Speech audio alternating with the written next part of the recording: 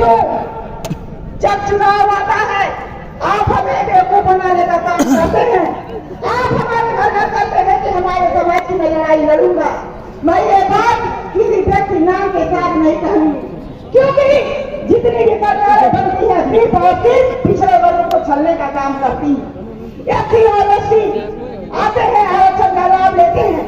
हम ओबीसी कुछ 2010 में पंचायती राज का चुनाव चल रहा था, जिसमें महिलाओं की भागीदारी भी 50% की गई, लेकिन तब से लेकर आज तक भी जो ओबीसी का चयन होना था, जिसके तहत ओबीसी महिलाओं से लेकर ओबीसी के सभी पुरुष वर्ग को सम्मान मिलना चाहिए था, न जाने कहाँ खोया है, न जाने कहाँ खो चुका है।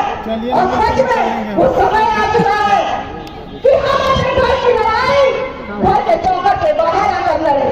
और मैं ऐसे में बैठी तमाम महिलाओं और बहनों से ये कहना चाहूंगी कि बहनों माताओं, एक रोटी घर में कम खाना, बल्कि मैं तो कहूंगी कि एक दिन उपवास नहीं कर लेना, लेकिन अपनी बेटियों को अपनी बहनों को दो अच्छा पढ़ाने में जरूर काम करें।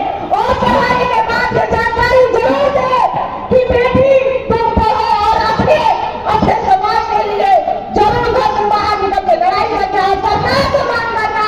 जब अच्छी नौकरी पाने का हिम्मत रखती हो तो ओबीसी परिवार में अगर जमीन हो तो टाइटल लगाकर माँ बाप बहनों का नाम रोशन करना, लेकिन केंद्र में बैठे और राज्य में बैठे ऐसी सरकारों को बस फंसना और उनसे अपने हक में लड़ाई को ये मांग करते रहना।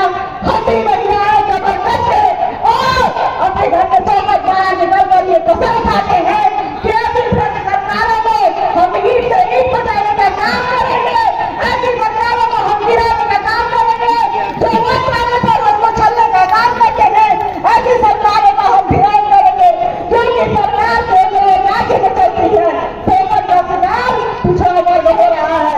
कहते हैं यहाँ वाली चीज हम लोगों को जगाने का काम करते थे कि अगर जगोगे नहीं तो सवेरा करके देखोगे, और सवेरा नहीं होगा तो हम लड़ाई जीतोगे कैसे, और वक्त आ गया है।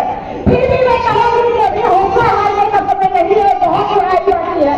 कभी इंसान को चौपाई में तैयार करने की जरूरत है।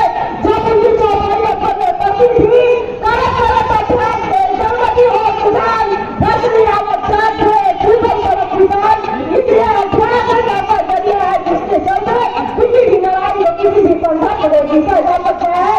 हम तो हारते नहीं है, हम अपनी लड़ाई को अपने बंधु से जीता है।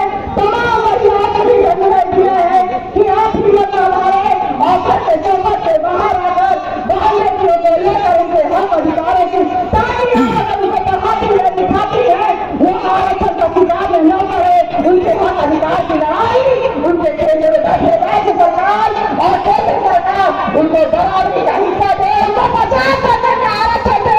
ये लड़ाई हम लड़ते रहेंगे और अपनी सरकारों को हम गिराने का काम करेंगे जो हमारे लिए नहीं सोचते। और जाते जाते बस आप सभी से इतना ही कि सभी के दिलों में जो कौन है रवानी भरेंगे, सभी के सपनों में हम रवानी भरेंगे, हर किसी को कहानी कर देंगे। चले न करते कफन डालकर, चले न करते कफन डालकर, तो हम रेत में भी समंदर का पानी भर देंगे, समंदर का पानी भर देंगे। जय हिंद, जय हिंद।